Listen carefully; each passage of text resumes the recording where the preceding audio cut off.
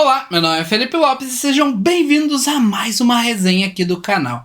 Mas antes de a gente começar a falar de qualquer coisa, eu quero bater um papo com vocês e já quero pedir a opinião.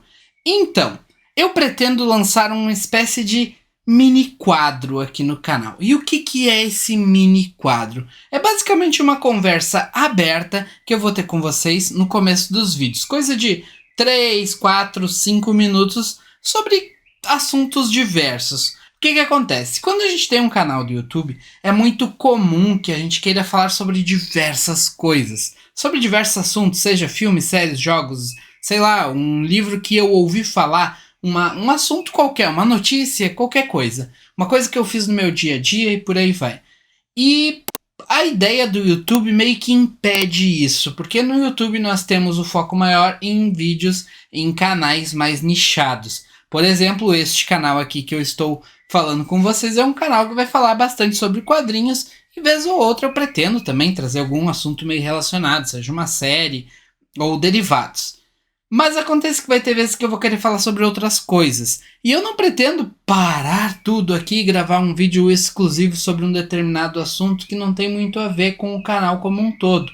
Então a minha ideia é a seguinte: no começo de todos os vídeos eu vou trazer esse papo com vocês que vai abordar sobre algum assunto. É um papo meio aleatório, quase que aquela abertura do The Office, sabe? Em que os personagens estão fazendo uma coisa que tem nada a ver com o episódio. É só um papo ali, só um sketchzinho, uma coisa para abrir o episódio, para entrar no clima.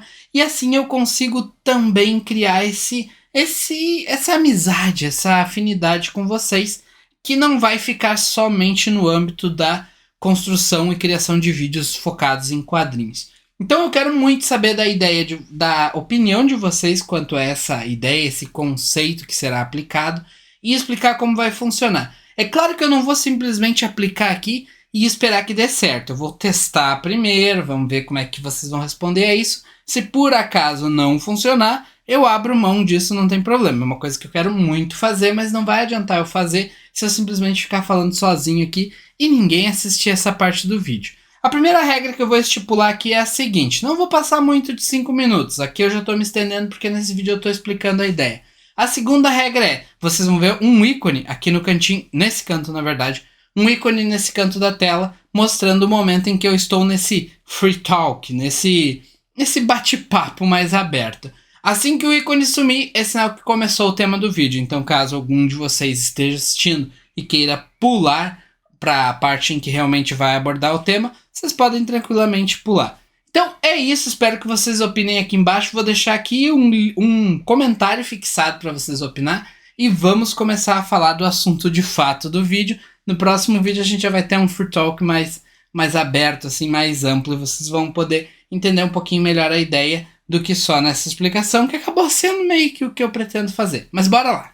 A HQ que eu vou falar hoje aqui é Espelho Meu, HQ do Alexandre Calari, com desenhos do Robson Moura. Para quem não conhece o Alexandre Calari, ele é um dos âncoras, dos hosts do canal Pipoca e Nanquim, canal esse que atualmente é o maior canal de HQs do Brasil, também um dos mais antigos. Só que eles não são tão focados somente em HQs, eles falam sobre filmes, sobre séries, sobre diversas coisas. É um canal de cultura nerd. Então se vocês caíram aqui no canal de paraquedas e não gostam de HQs, mas querem acompanhar um canal que fale sobre todo esse mundo nerd, Pipoca e Nanquim é uma boa recomendação.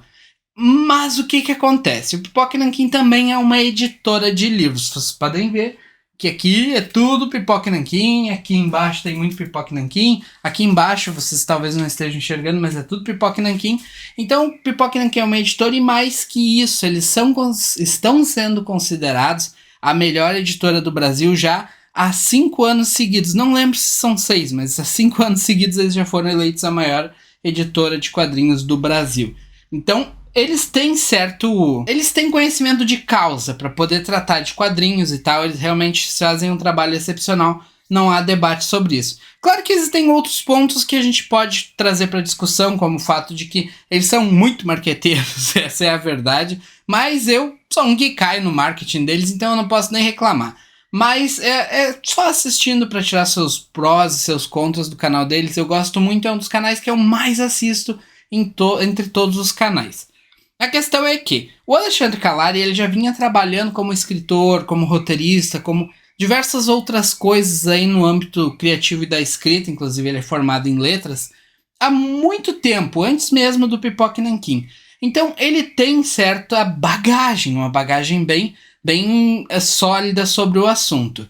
Ele escreveu diversos roteiros, escreveu aí roteiros para filmes também, se eu não me engano, e alguns livros. Dos livros dele, eu vou mostrar um aqui.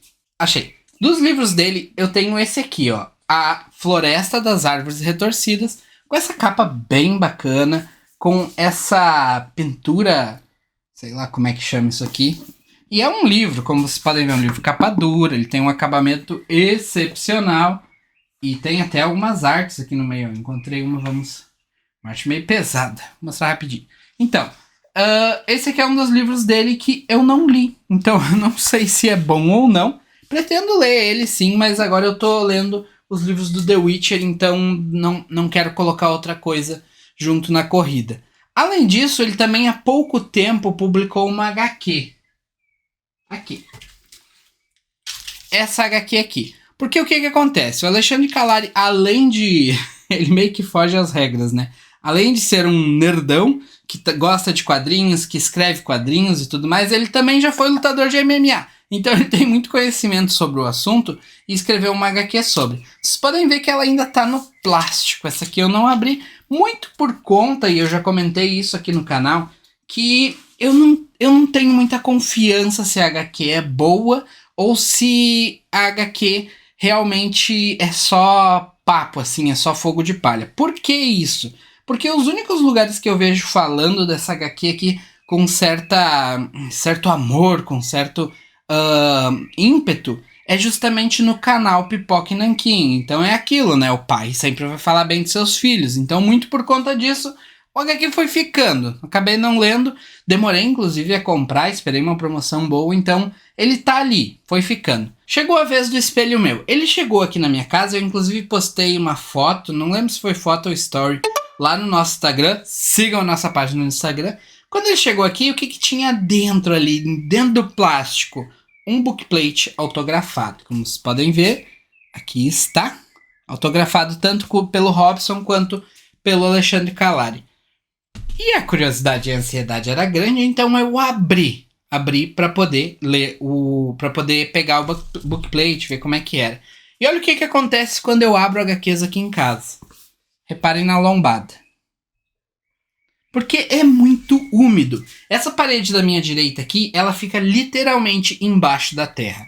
Então é muito úmido, muito por conta disso eu sempre falo nos vídeos que eu não abro as HQs até que eu vá ler elas. Assim que eu leio, eu corro e coloco elas no saquinho, porque realmente é uma coisa que acaba, não digo que estraga a HQ, mas que fica feio, né? A HQ todo ondulado, então eu evito muito deixar as HQs fora dos saquinhos. Eu coloco saquinhos, inclusive, em HQs capa dura, justamente por isso, evitar que elas fiquem todas úmidas ali e as páginas onduladas. Então, já que eu tinha aberto, eu precisava ler, né? Então, corri ler. E aí é que começa toda a surpresa de ter pego essa HQ. Eu fui sem nenhuma expectativa. Eu confesso, talvez seja falha minha. Alguns de vocês até me julguem, dizendo: ah, porque teve esse preconceito. Não foi preconceito, realmente foi um conjunto de coisas que me levaram a não ter essa ansiedade de ler. Mas eu não podia deixar de adquirir a HQ quando vinha ainda o bookplate, né? Até porque ela também estava com um descontinho ali da pré-venda.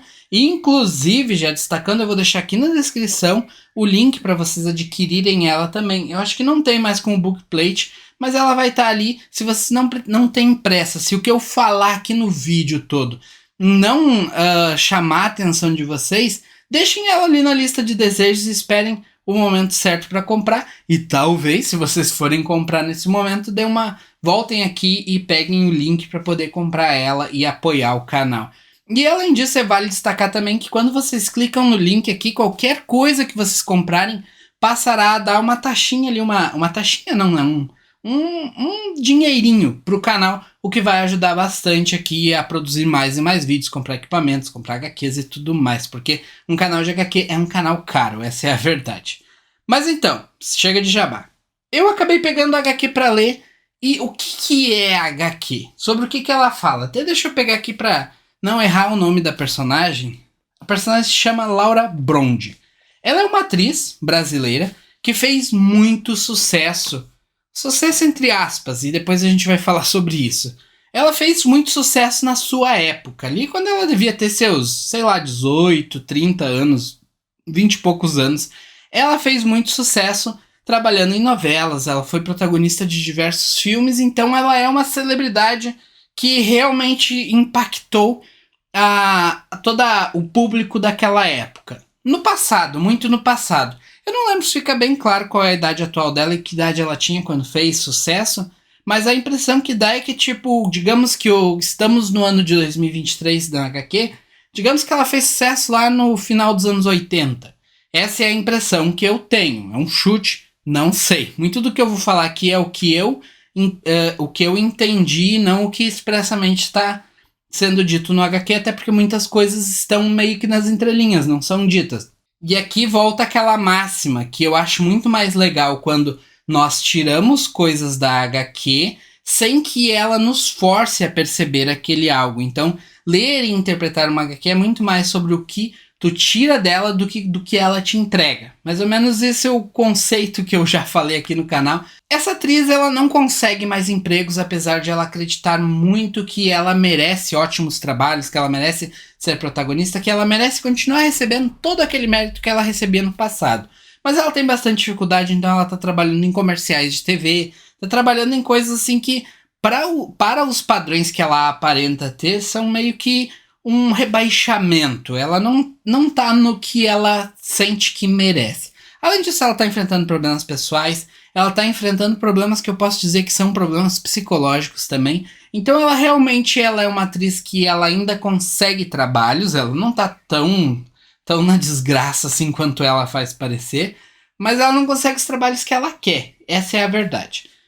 E agora, a partir daqui, eu vou falar um pouquinho mais sobre o contexto todo da história. Então vai aparecer uma tarja vermelha aqui em cima. Então, caso vocês não tenham lido e não queiram receber spoiler, por favor, pulem essa parte. Vou tentar ser o mais breve possível, só para quem realmente já leu ter esse resgate, porque eu gosto muito dessa ideia de que eu vou resgatar na memória tudo o que eu li, já que eu li faz, sei lá, 2 semanas, e depois eu vou debater sobre o que eu entendi, qual é meu feedback, o que eu gostei, o que eu não gostei. Então, essa atriz, ela tá sofrendo ali, não conseguindo emprego e tal, trabalhando em comerciais, ela chega a ser convidada para uma festinha de uma menina, na verdade a gente descobre depois que era a mãe da menina que gostava muito dela, e foi ela que convidou pra festinha. Isso é muito comum, né? Pagar um ator para ele comparecer à festa de alguém. Então, por precisar de dinheiro e estar numa situação muito ruim, ela acaba indo. Isso acaba deixando ela mais para baixo ainda. Então, ela tá realmente indo cada vez mais pro fundo do túnel. Até que uma das amigas dela acaba falecendo. Não era uma amiga tão direta, mas era uma amiga, uma conhecida. E ela começa a se questionar mais ainda sobre a vida, sobre o estado atual em que ela se encontra. Isso a leva a decair mais psicologicamente. Em meio a isso, ela é convidada para participar de uma peça de Shakespeare, que aparentemente para ela é meio que o ovo de ouro lá. O ovo de ouro no fundo do túnel, perto da luz. Então, ela meio que começa a se dedicar de fato a isso. Realmente a gente vê uma personagem sendo reconstruída a partir do momento em que ela recebe esse convite. E a partir disso ela faz muito aquela coisa que é comum ao ser humano. Eu tenho uma nova oportunidade na minha vida e graças a essa oportunidade eu vou tentar mudar outra coisa na minha vida também. Vou me dar um presente, vou tentar agir diferente, vou me reinventar graças a essa nova possibilidade. Isso acontece quando a gente casa, quando a gente começa um namoro, quando a gente consegue um novo emprego e em diversas outras coisas. Quando tem um filho, diversos pontos que são pontos-chave na nossa vida geram esse tipo de mudança. Seja o famoso cortou o cabelo e se separou, ou mesmo um simples teve um filho e amadureceu e resolveu comprar um carro. Ou eu mesmo, antes do meu filho nascer, eu resolvi fazer a carteira de motorista, que eu nunca dei bola para isso. mas graças ao nascimento do meu filho, eu resolvi realmente correr atrás, fui lá e fiz minha carteira de motorista. Então, reparem que aqui a gente tem uma coisa que demonstra que a personagem realmente é humana. E o que é essa coisa? Ela tá passeando lá na cidade, passa por um antiquário e vê um espelho gigantesco. Aquele espelho nitidamente custava muito, muito caro. E ela compra como se fosse nada. Até sinto que eu queria saber o preço daquele espelho ou queria que no mínimo algumas coisas dessem a entender mais o quão valioso ele era, apesar de estar bem claro que ele é valioso no HQ. Eu queria mesmo ver uma coisa expressa em valor monetário, só para ter uma noção. É aquela curiosidade que a gente não precisa saciar, mas que eu quis compartilhar com vocês, que eu tive durante a leitura. Então o presente que ela se deu foi esse espelho porque ela queria que aquilo ali fosse um marco, porque ela ia se ver de uma forma diferente. E aqui a gente começa a receber meio que meio que é pregado uma peça no leitor, porque a impressão que a gente tem é que a partir dali vai ter uma coisa de bruxa malvada, de espelho, espelho meu, quem é mais bela do que eu? Não tem, não se preocupem. E mesmo vocês que já leram, e espero que vocês concordem comigo. E se vocês acham o contrário, por favor, comentem aqui embaixo. Se vocês acham que tem um pouco disso de a bruxa malvada e espelho, espelho meu. Eu não senti isso. Acontece que ela acaba falhando no papel. Eu vou tentar resumir o final aqui. Ela falha no papel, ela fica muito, muito chateada, muito, muito para baixo. E o espelho começa a conversar com ela. Como se o espelho fosse o fundo do poço para ela. Ela começa a conversar com o reflexo dela e aos poucos ela vai decaindo, decaindo, decaindo, até que chega um momento em que ela de fato se perde e entra pro espelho. Mas a entidade, a coisa, o ser que estava dentro do espelho, sai do espelho. Então há uma troca de personagens aqui, uma troca de alter egos, e a partir dali ela vira uma outra pessoa. Ela simplesmente volta a ser o que ela queria ser, talvez, mas com um que de maldade, essa é a verdade, apesar de ela não executar nenhuma maldade de fato, existe essa insinuação de que existe certa maldade naquele ser, apesar de não explícita. Então ela passa no teste e aparentemente a vida dela muda completamente e o HQ encerra aí. Vamos aos tópicos agora que eu quero destacar sobre todo o contexto dessa história. Primeiro de tudo, que eu acho que talvez seja o ponto mais importante dessa história, a humanização ou a humanidade dos personagens. A gente tem ali a sensação de que aqueles personagens, eu tive pelo menos, que aqueles personagens realmente são muito humanos, que eles têm ali desejos, que eles têm vontades, tristezas, que eles têm esses altos e baixos, apesar de a Laura ter muito menos altos do que baixos. Então, a humanização dos personagens é uma coisa que eu achei impecável. Realmente houve um estudo, tanto de personagens quanto da figura feminina. E o Kalari destacou também que ele teve muita ajuda de diversas amigas ali, incluindo a esposa dele. E, se eu não me engano, a editora, que agora me fugiu o nome, mas a editora de vídeos do Pipoca e Nanquim. E ele teve essa ajuda para transformar a personagem em algo mais verossímil. Então, e esse ponto eu quero destacar como um dos pontos-chave para que essa história ocorra. Porque sem essa humanização dos personagens, talvez essa coisa do espelho, essa briga dela com ela mesma para conseguir um emprego, para ser vista como alguém melhor, acabasse se tornando algo banal. Mas como os personagens são humanos de fato, a gente consegue meio que, não digo que aceitar e dizer que os personagens estão certos, mas sim dizer que faz sentido, até porque os personagens que a gente vê ali são falhos, eles têm seus baixos caráteres, assim, eles têm as falhas de caráter, dá pra perceber que eles agem conforme um ser humano de fato agiria, não tem nada ali que pareça ser um boneco simplesmente desenhado na página. Os personagens realmente têm vida, essa é a verdade, eles são bem humanos e isso se dá muito por conta do roteiro. Outra coisa que eu quero destacar que meio que casa com isso é que o desenho ficou impecável para essa história, para esse contexto. Não vou dizer que estamos falando aqui de um Alex Ross, que os personagens são desenhados num quadro com tinta a óleo. Não, mas eu nem acho que toda a história precisa ter um desenho que seria posto numa galeria, apesar de que eu acho que a variação de desenhos exposto numa galeria gigantescas. Não é esse o ponto, não vai ser todo mundo que simplesmente vai bater o olho naquele desenho e vai dizer, nossa, esse desenho é incrível, é o melhor que eu já vi. Isso não vai acontecer, essa é a verdade. Mas os desenhos casam muito bem com a obra, e eu acho que isso é muito mais importante do que ter aquele desenho pintado a tinta a óleo do Alex Ross, que muitas vezes transforma os personagens em algo muito menos vivos do que o que a gente vê aqui.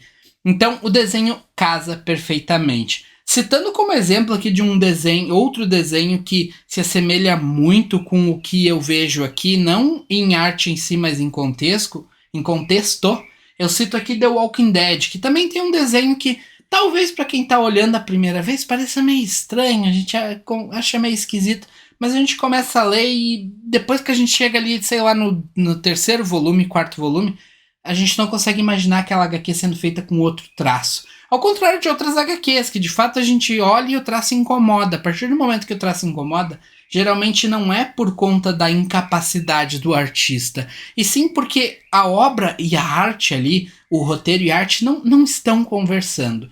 E quando eu falo de conversa, tem algumas coisas aqui que eu reparei que realmente são muito, muito legais e que eu imagino, tenho 90% de certeza que foram propositais, mas talvez seja coisa da minha cabeça. A Laura, principalmente, ela oscila muito o traço no que diz respeito à faixa etária de idade. A gente percebe, eu vou botar aqui 2 quadros para exemplificar para vocês. A gente percebe que o estado de espírito, o quanto ela tá feliz, o quanto ela tá mais no alto ou mais no baixo no que diz respeito à felicidade, realmente eu não consigo encontrar uma palavra melhor que felicidade, mas a realização, assim, quanto mais pra cima em realização e felicidade, mais jovem ela parece, e quanto mais deprimida, mais pra baixo, mais vilanesca, por assim dizer, mais velha ela parece. Tem momentos que a gente olha, não, mas essa aqui não é a Laura. Não é a Laura, sim, mas ela tá, chega até uma marca aqui no rosto, tá feia, a personagem fica feia em diversos momentos, não o desenho em si, a personagem, porque a pessoa pode ser feia no desenho e o desenho ser bonito, né? Então, isso pra mim foi um dos pontos mais interessantes, porque a partir do momento que eu percebi, eu comecei a cuidar. Olha aqui ela tá com um traço mais jovial, olha só, aqui ela tá feliz, aqui ela tá com um traço menos jovial, aqui aconteceu alguma coisa. E muito disso casa com a conversa, com o roteiro, porque em certos momentos a gente vê ela mais com aquele traço de personagem velha, né, de mais idosa e tal, e isso meio que desconversa com o que ela tá falando, tipo, ela tá falando uma coisa, tipo, eu tô feliz e tal, claro que ela não diz exatamente isso, mas é um exemplo, e o traço tá com aquelas rugas, aquelas marcas de expressão, e isso nitidamente mostra pra gente que ela não tá bem naquele momento, que aquilo ali é simplesmente ela vestindo uma máscara que é a máscara da face real dela. Isso é muito legal. A outra coisa que a gente consegue perceber na HQ, e aqui a gente percebe também que a intenção do Kalari não foi só contar uma história, mas sim pegar vários tópicos, assim, pegou várias coisinhas que estavam no ar e tentou expressar na HQ. Seja isso um julgamento de algo que é visto na rede social, no nosso tempo contemporâneo, ou mesmo uma outra criticazinha social que eu percebo que ele queria fazer ali, e ele soltou e deixou que quem quisesse entender que entendesse. Então, a HQ fala muito sobre hipocrisia. Do começo ao fim a gente vê a Laura reclamando que as jovens de hoje em dia são isso, são aquilo, que só conseguem os trabalhos por causa de likes, que elas basicamente vivem porque usam filtros e não sei o que.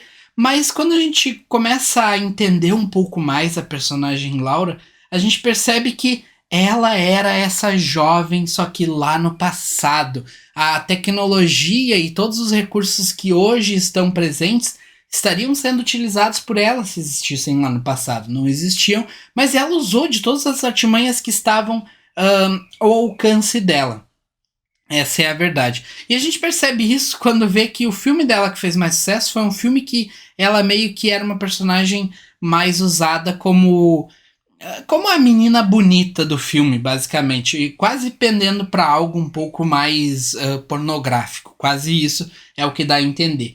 Então, o que a gente entende é que A Laura, apesar de julgar e criticar muito daquilo lá, ela era exatamente aquilo. Ela não tinha de fato talento, ela nunca foi realmente a grande atriz que estava predestinada a um dia interpretar um personagem de Shakespeare. Não, ela simplesmente era a menina bonita que fez sucesso por ser bonita. E essa é a verdade que fica quase que estampada na cara da HQ ali como um todo. Então, o que nós vemos é uma hipocrisia grande, é aquela pessoa que ela não conseguiu acompanhar os tempos e julga quem acompanhou, quem nasceu naquele momento e consegue aproveitar. E isso vai muito do que a gente vê hoje em dia, de pessoas fechando empresas simplesmente porque não conseguiram chegar nas mídias sociais, porque não conseguiram se adaptar, e culpando quem conseguiu por simplesmente ter seguido a maré, ter andado conforme a corrente. É o exemplo mais banal e mais crível disso é o táxi e o Uber.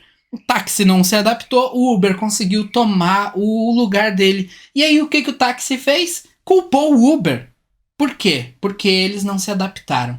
Então a Laura é o táxi, essa é a verdade. E acho que isso resume meio que a HQ no quesito personalidade da Laura. A Laura é o táxi e as personagens que ela tanto critica são o Uber. Não que o Uber seja bom a longo prazo, que ele não tenha lá seus problemas, não que o táxi seja tão ruim assim e não funcione. A questão toda é que ela julga sendo ela mesma um fruto de sua época, igual os personagens que ela julgou são um fruto de sua época nos dias de hoje. Então, eu acho que essa questão de hipocrisia e essa é uma crítica que ela tem várias camadas, né? Ela diz respeito tanto à adaptação do ser humano e como diria a teoria da evolução, o que faz um homem e o ser humano como um todo avançarem e continuarem sobrevivendo não é o mais forte, não é o que tem as melhores armas, e sim aquele que se adapta melhor. Então, eu acho que é muito sobre isso a HQ. Mas vamos continuar porque o papo tá rendendo, né? Então, o que acontece? A HQ ela mostra esse sinal dos tempos, esse avanço das mídias sociais, essa coisa de que as pessoas precisam estar sempre modificando e elas não conseguem simplesmente manter as suas tradições. E isso é bem legal no papel da Laura, porque ela luta o tempo todo contra isso e meio que fica injustificável o porquê ela não se adapta, ao mesmo tempo em que a gente sabe que ela não se adapta porque não é pra ela. Ela realmente não tá mais na fase dela, só que infelizmente ela poderia ser um pouco mais aberta, essa é a verdade, mas ela não quer. Então o tempo todo a gente vê uma personagem que ela quer uma coisa e as coisas que ela não quer a impedem de conseguir o que ela quer. É muito comum isso, seja por um emprego, seja por uma... sei lá, por diversos motivos. Por exemplo, vocês querem muito comprar um carro, mas querem economizar o dinheiro para isso? Não querem. Então é isso que acontece com a Laura. Ela quer, mas o sacrifício que ela precisa fazer para conseguir o que ela quer não é maior do que o que ela quer, e aí ela fica nesse impasse. Então o que a Laura não consegue é aceitar tanto ela mesma na situação em que ela está, quanto o mundo na situação em que se encontra.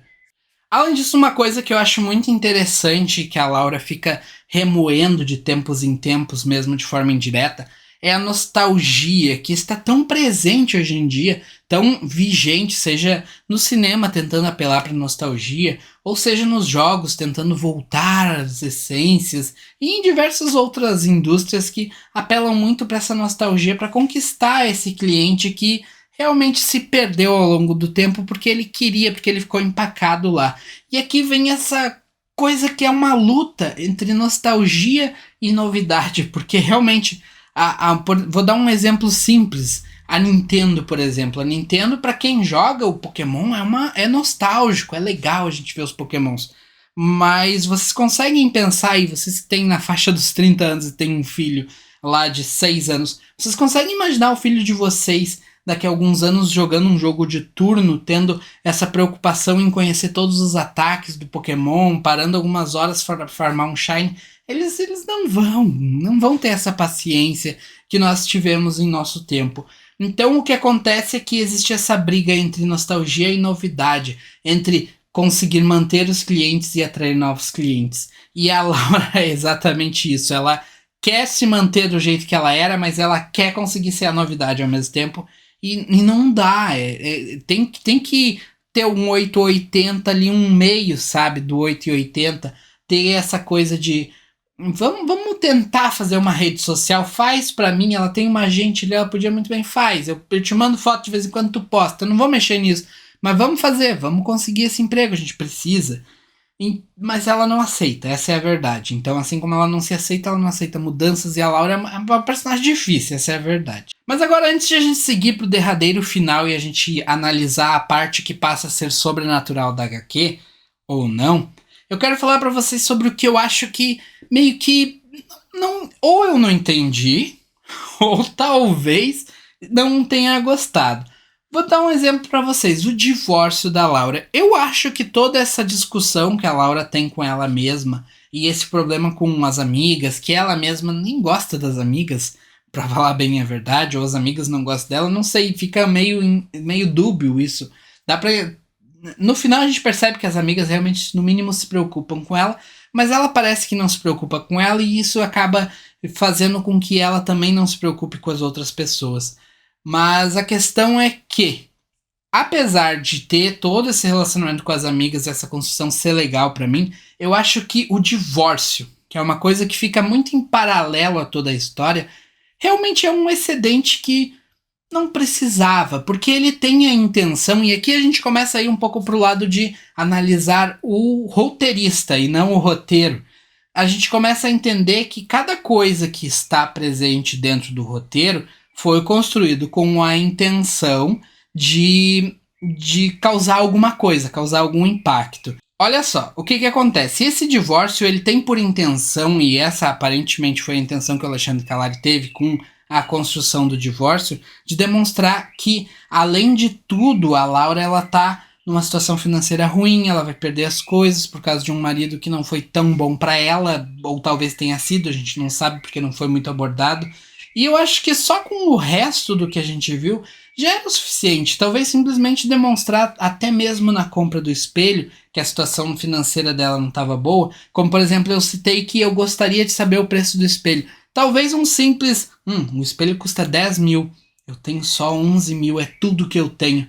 Não interessa, vai dar certo esse papel, eu vou ficar rica, então pode levar o espelho lá para casa. Talvez isso já demonstrasse um pouco do quão ruim a situação financeira dela se encontrava. Ou simplesmente ela mencionasse, nossa, isso é quase todas as minhas economias. Não precisava falar de preço exato, simplesmente ela mencionasse que ela estava em uma situação ruim e financeiramente eu acho que já seria o suficiente. Então eu acho que esse divórcio meio que inflou. Poderia ser simplesmente resolvido com um balão, mas acabou sendo um pequeno núcleo que eu simplesmente não gostei, não senti muita vontade de ler quando chegava ali no divórcio, mas eu entendo que teve a intenção de causar mais uma desgraça para pobre Laura.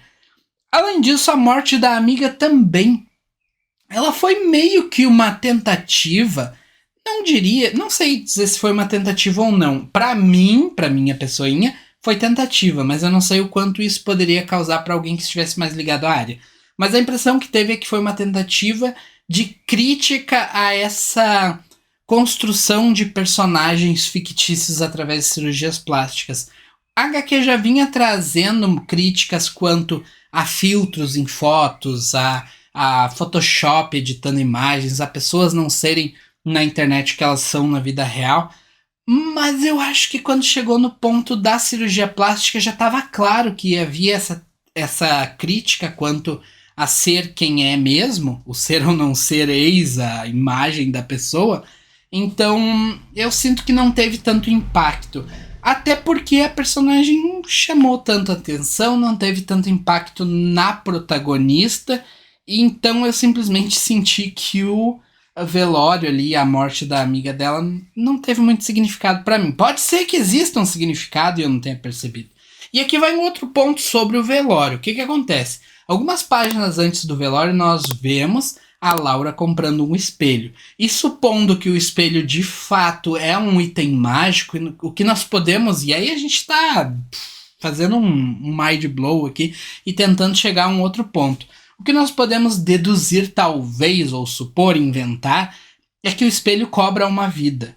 E ele busca aleatoriamente uma vida no círculo de amizades da personagem que comprou ele, da pessoa que comprou ele nesse caso, e ele leva essa vida. É uma suposição, uma teoria maluca, talvez não faça sentido nenhum, mas se a gente tentar ir pelo lado de que o espelho é algo sobrenatural e talvez daqui a pouco tenha uma outra HQ que tenha o espelho novamente, a gente pode deduzir que o espelho cobra essa vida. Não sei, essa é uma teoria maluca, então não sei dizer se realmente é, mas meio que explicaria a presença do velório e faria sentido, sim. Mas não é mencionado no HQ em momento algum.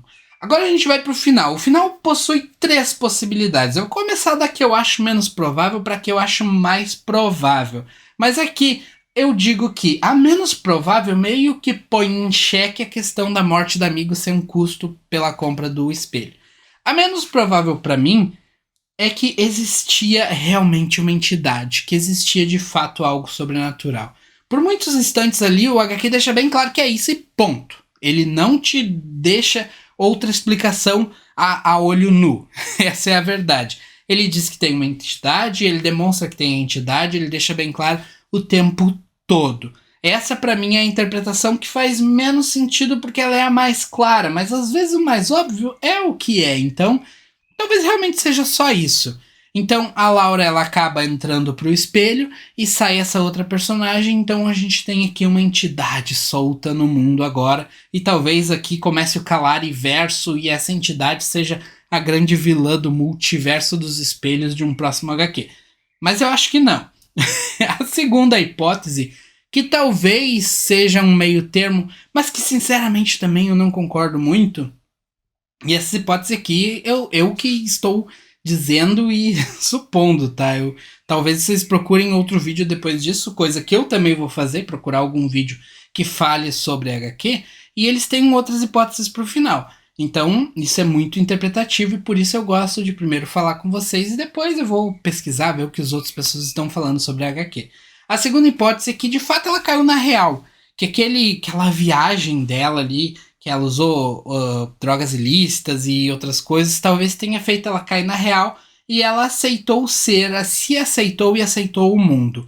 Essa talvez seja menos óbvia de se interpretar ali do que é mostrado, mas é uma possibilidade. Talvez ela simplesmente tenha caído na real e talvez até o medo de quase ter morrido, de quase ter simplesmente desistido de tudo ali, possa ter sido o derradeiro, o estopim para ela finalmente cair na real e seguir a vida dela sendo quem ela um dia foi.